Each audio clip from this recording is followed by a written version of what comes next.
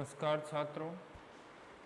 छात्रों, आज मैं आपके लिए हिंदी व्याकरण का एक नया बिंदु लेकर आया हूँ जिसका नाम है कारक। इससे पहले हम समास पढ़ रहे थे। क्या पढ़ रहे थे? समास। समास पूरे होने के बाद आज नया बिंदु प्रारंभ कर रहे हैं, उसका नाम है कारक। ध्यान से देखिए।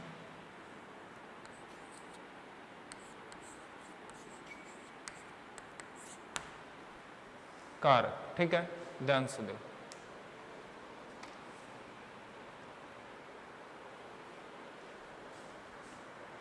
कारक की हम परिभाषा देखें तो क्या बनती है? कारक का अर्थ होता है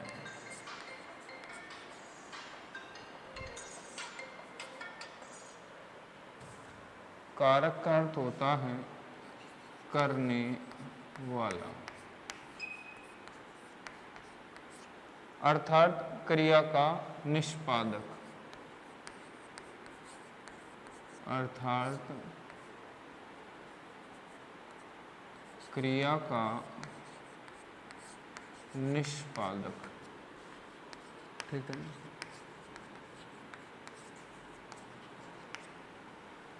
क्रिया के निष्पादक को ही क्या कहते हैं? कारक कहते हैं। कारक का अर्थ होता है करने वाला, और क्रिया के निष्पादक को ही क्या कहते हैं? कारक कहते हैं। परिभाषा क्या बनेगी? जब वाक्य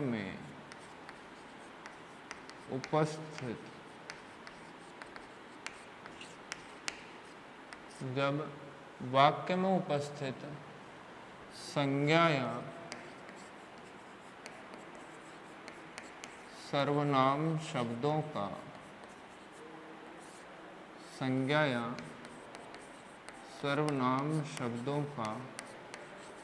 वाक्य के अन्य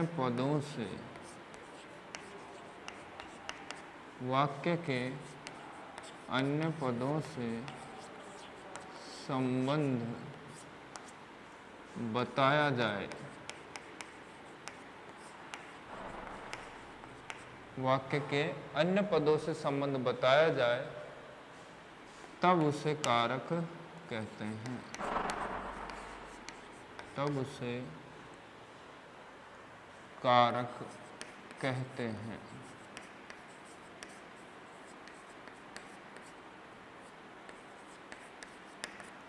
ध्यान से देखना परिभाषा को। भाई, कारक का अर्थ होता है करने वाला। कारक का अर्थ होता है करने वाला, अर्थात क्रिया का निष्पादक। जब वाक्य में उपस्थित संज्ञा या सर्वनाम शब्दों का वाक्य के अन्य पदों के साथ संबंध बताया जाए तो वह कारक कहलाता है। आ रही है बात समझ में? ध्यान से देख लो परिभाषा को।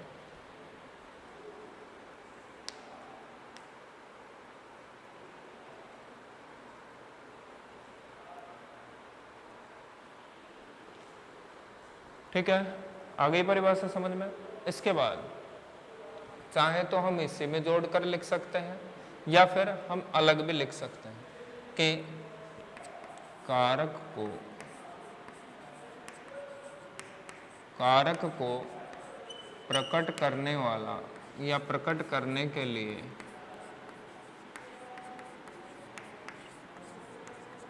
विभक्ति चिन्हों का प्रयोग किया जाता है। विभक्ति चिन्हों का प्रयोग किया जाता है। भाई, कारक को प्रकट करने के लिए किसका प्रयोग किया जाता है? विभक्ति चिन्हों का प्रयोग किया जाता है। अरे ये बात समझ में? ये कितने होते हैं और कारकों की संख्या कितनी होती है? 8 होती है। कारकों की संख्या 8 होती है। कितनी होती है? 8 होती है, ठीक है। आप बहुत पहले से पढ़ते आए हैं इस चीज को, है ना? कारक को प्रकट करने के लिए विभक्ति चिन्हों का प्रयोग किया जाता है और कारकों की संख्या कितनी होती है? 8 होती है। मैं आपको पहले कारकों के नाम बता देता हूं और उसके बाद हम किस पर चलेंगे? विभक्ति चिन्हों की चर्चा करेंगे। उससे पहले आप एक बार परिभाषा को वापस देख लो कि कारक का अर्थ है क्रिया का करने वाला या कार्य का करने वाला, अर्थात क्रिया का निष्पादक। जब वाक्य में उपस्थित संज्ञा या सर्वनाम शब्दों का वाक्य के अन्य पदों के साथ संबंध बताया जाए तब उसे कारक कहा जाता है। अरे बात समझ में। और कारक को व्यक्त करने के लिए, प्रकट करने के लिए विभक्ति चिन्हों का प्रयोग किया जाता है। विभक्ति चिन्हों का प्रयोग किया जाता है और इनकी संख्या कितनी होती है? 8 होती है। कर्ता, कर्म, करण, संप्रदान, अपादान, संबंध, अधिकरण, आप जानते हो ये चीज। अरे बात समझ में। तो इस प्रकार कारकों की संख्या कितनी होती है? 8। संस्कृत में कारक 6 होते हैं। संस्कृत में 6 होते हैं, उसमें कर्ता और संबोधन 2 कारक नहीं होते हैं।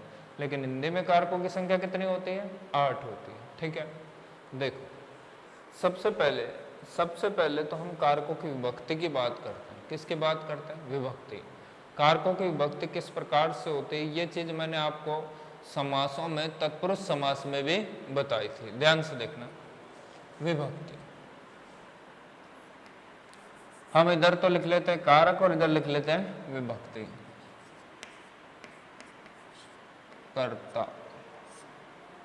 कर्ता कारक की विभक्ति क्या होती है?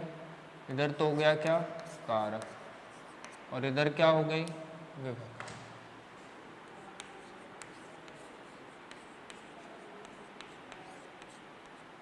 कर्ता ने कर्म को करण से संप्रदान के लिए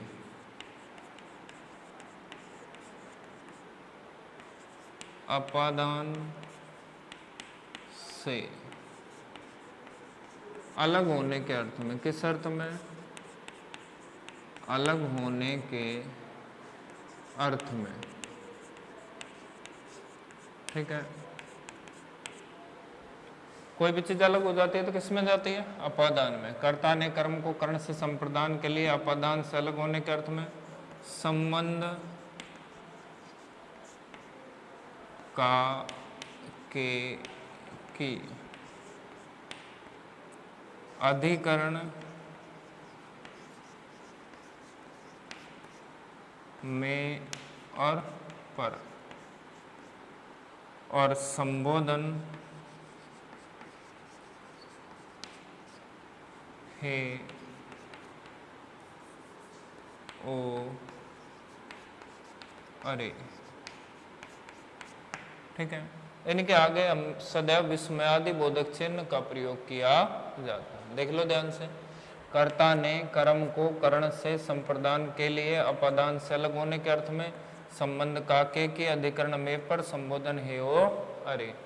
1 2 3 4 5 6 7 और ये 8 आपके क्या हो गए? कारकों की विभक्ति हो गई। क्या हो गई? विभक्ति कितनी होती है? 8 होती है। जितने कारक हैं उतनी ही क्या है हमारे पास? विभक्तियां। आ रही बात समझ में? इसको आप लिख लो एक बार। सबसे पहले हम कारक ले रहे हैं पहला, उसका नाम है कर्ता कारक। देखो इसमें आपके लिए कारकों के नाम भी आ गए और साथ साथ क्या भी आ गई? विभक्ति भी आ गई।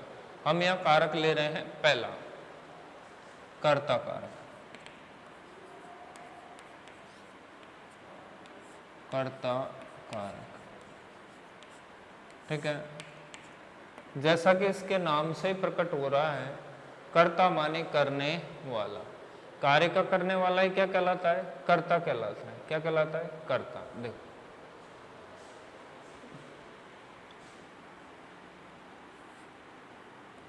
कार्य के करने वाले को ही कर्ता कहते हैं। कर्ता कारक कहा जाता है। भाई जिसके द्वारा कार्य किया जा रहा है उसी को क्या कहा जाता है, कर्ता कारक कहा जाता है। और इसके योग में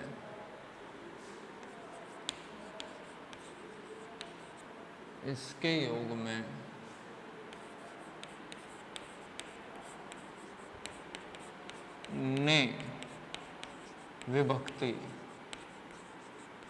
कौन सी विभक्ति, ने विभक्ति का प्रयोग किया जाता है, का प्रयोग। लेकिन भूतकाल के वाक्य में अधिकांशतः के समय भूतकाल के वाक्यों में ने विभक्ति का प्रयोग किया जाता है।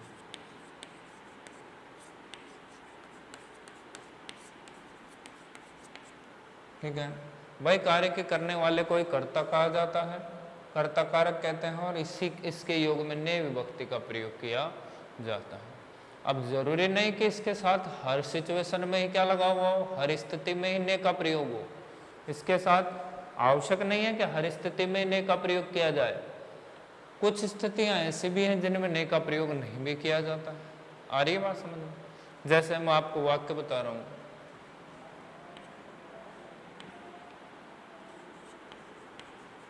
अनुराधा ने गाना गाया, अनुराधा ने गाना गाया। ठीक है, अब देखो कर्ता कार्य का करने वाला कौन है, अनुराधा। तो कर्ता का कारक किस में होगा, इसी में होगा। इसके साथ किस कारक चिन्ह का प्रयोग किया जा रहा है, ने का प्रयोग किया जा रहा है। गाना गाया, गाया अब पता नहीं कब गाया, अभी थोड़ी देर पहले गाया, कल गाया या बहुत पहले गाया। मीन्स भूतकाल के वाक्यों में ही किसका प्रयोग किया जाता है, ने विभक्ति का प्रयोग किया जाता है। और देखो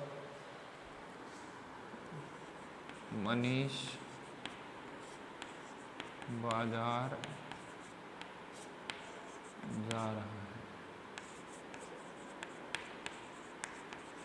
ठीक है, मनीष क्या है, कार्य को करने वाला है, करता है। आ रही है बात समझ में? मनीष क्या है, कार्य को करने वाला है, करता है, लेकिन इसके आगे ने विभक्ति का प्रयोग नहीं किया जाएगा। आ रही है बात समझ में? दोनों चीजें देख लो, एक में तो ने विभक्ति का प्रयोग है, एक में ने विभक्ति का प्रयोग नहीं किया गया है। स्थिति कैसी भी हो सकती है, काम का करने वाला ही क्या कहलाएगा, कर्ता कारक कहलाएगा।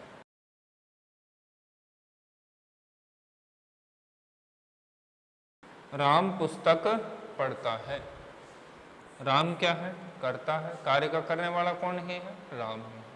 तो सीधा सीधा हम समझ सकते हैं कि कार्य जिसके द्वारा भी किया जा रहा है, जिसके द्वारा भी संपन्न हो रहा है, वही क्या कहलाता है, कर्ता कारक कहलाता है।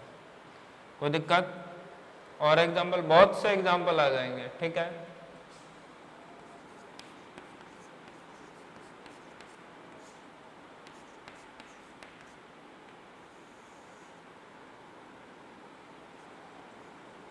हनुमान ने लंका का दहन किया। परसर्ग क्या आ गया है, ने आ गया है। ये कारक चिन्ह क्या आ गया, ने आ गया है। कर्ता कौन है, हनुमान। अरे ये बात समझ में? तो सीधा सीधा इसे क्या भी कहते हैं, इसे परसर्ग भी कहा जाता है। कारक चिन्ह या परसर्ग शब्द का प्रयोग भी इन चिन्हों के लिए किया जाता है। मैं समझता हूँ आपके ये समझ में आ गया होगा। कर्ता कारक किसे कहते हैं, बहुत ही सीधा और आसान है, समझने में विशेष दिक्कत या कठिनाई का सामना नहीं करना पड़ेगा। क्या है कि कार्य के करने वाले को कर्ता कारक कहा जाता है, इसके योग में ने चिन्ह, ने विभक्ति का प्रयोग किया जाता है। कोई दिक्कत नहीं है, उतार लो। कर्म कारक,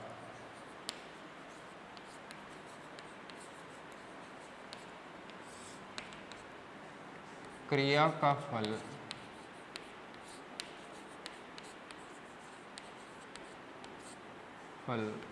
जिस पर पड़ता है, कर्म कारक कहलाता है।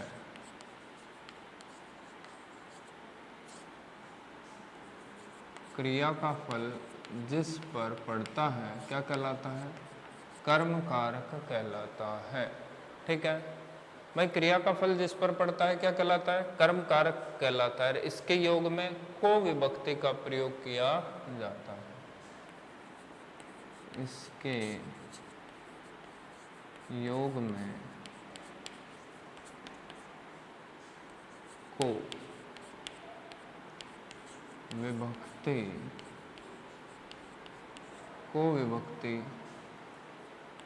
का प्रयोग किया जाता है। और देखो दूसरी बात एक और है कि को विभक्ति का प्रयोग अधिकांशतः सजीव कर्मों के साथ ही किया जाता है। को विभक्ति का प्रयोग अधिकांशतः किसके साथ ही किया जाता है? सजीव कर्मों के साथ ही किया जाता है। सीधा सीधा ये समझ लेना, जहां भी कर्म कारक आ गया वहां क्रिया कैसे आएगी? सकर्मक आएगी। कि जब कर्म ही नहीं होगा तो कर्म कारक कैसे होगा? इसलिए क्रिया का कैसा होना आवश्यक है? सकर्मक होना अत्यंत आवश्यक है। तभी क्या होगा? कर्म कारक होगा, अन्यथा कर्म कारक नहीं होगा। जैसे देखो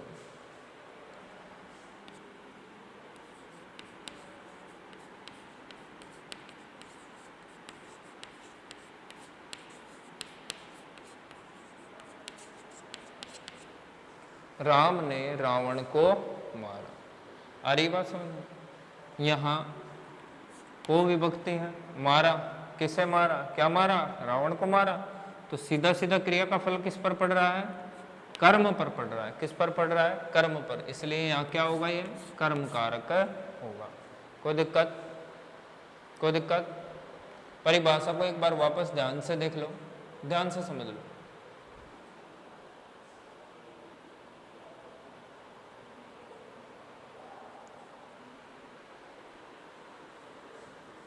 देखो भाई क्रिया का फल जिस पे भी पड़ेगा क्या क्या कहलाएगा? कर्म कारक कहलाएगा। और उसके योग में विभक्ति को का प्रयोग किया जाएगा। मीना ने गीता को पुस्तक दी। पुस्तक दी, ठीक है। क्या दी? पुस्तक दी। किसको दी? गीता को।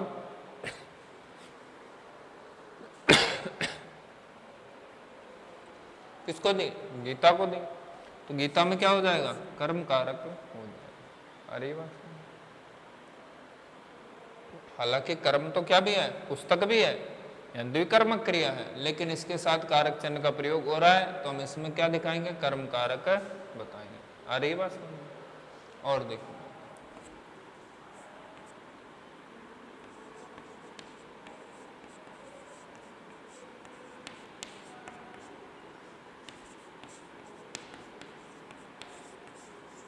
अब देखो इस जगह देखो, यहाँ कारक चिन्ह नहीं है, यहाँ कारक चिन्ह नहीं है। लिखा क्या? लिखा पत्र लिखा। क्या लिखा? पत्र लिखा। तो सीधा सीधा कर्म किस में आ गया? पत्र में। या अपन चाहे तो इसके आगे मन से भी अगर कारक चिन्ह लगाकर देखें तो भी ये ठीक बैठेगा। सुरेश ने पत्र को लिखा। कोई दिक्कत? इस प्रकार क्या होगा? ये कर्म कारक हो जाएगा। अरे ये बात समझ में? और देखो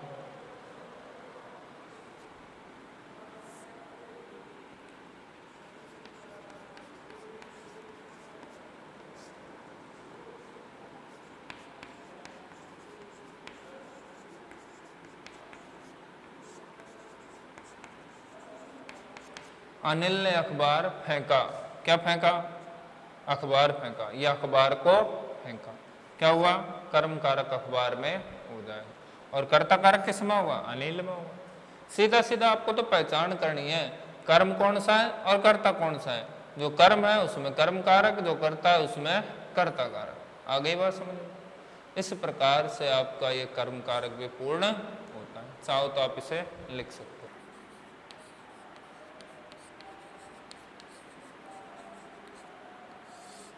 अगला कौन सा है? करण कारक। देखो करण का शाब्दिक अर्थ है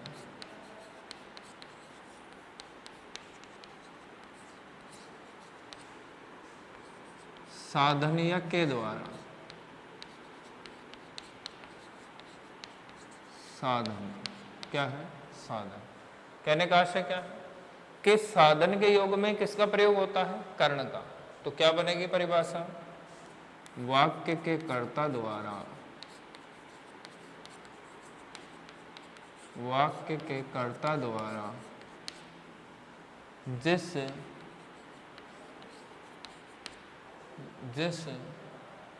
साधन या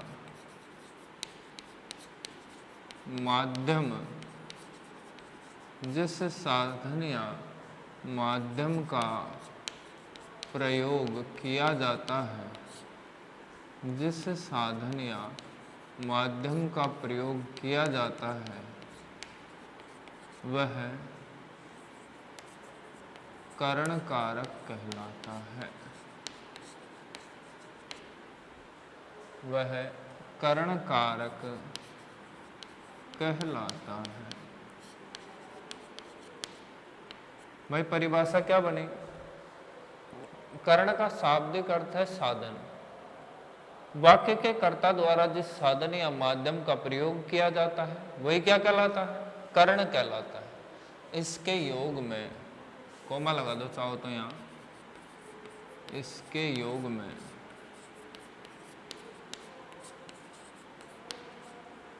से या के द्वारा,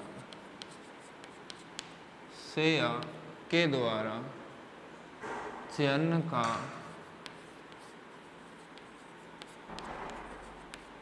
से या के द्वारा चयन का प्रयोग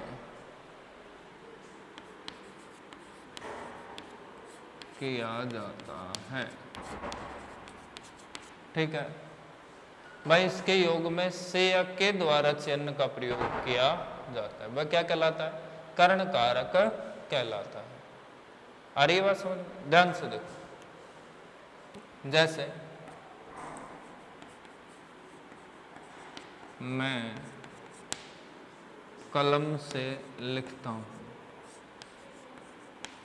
मैं कलम से लिखता हूँ, किसके द्वारा लिखता हूँ, कलम के द्वारा, कलम से या के द्वारा। आ रही है बात समझ में, मैं कलम से लिखता हूँ, कलम से क्या हो जाएगा, कर्ण कारक। नेक्स्ट,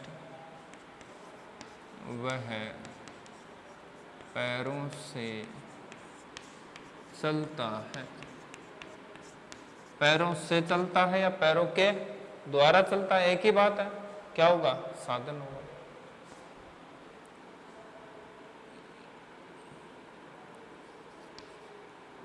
अशोक, अशोक हाथ से, अशोक हाथ से लिखता है। देखो यहां तो कलम था और यहां क्या है, हाथ, लेकिन दोनों ही क्या है, साधन है, दोनों ही क्या है, साधन है। आ रही है बात समझ में, तीनों वाक्यों को ध्यान से देखो।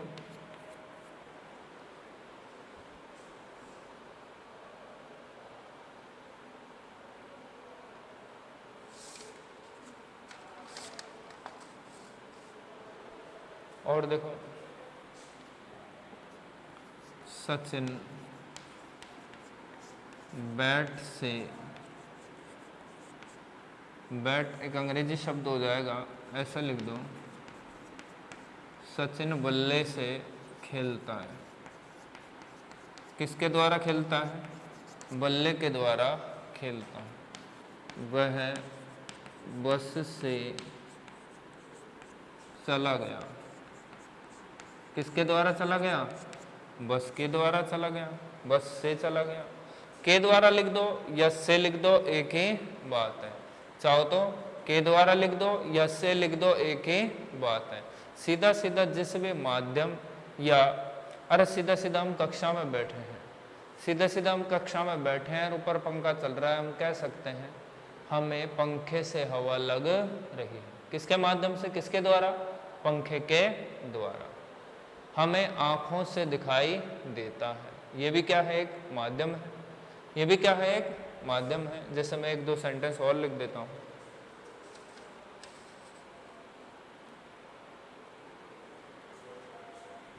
एक दो सेंटेंस और लिख देता हूँ, कर्ण कारक समाप्त हो जाएगा। देखो, हमें आँखों से दिखाई देता है, आँखों से दिखाई देता है।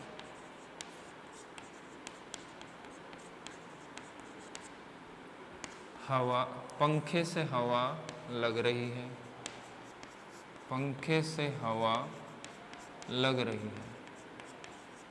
ठीक है।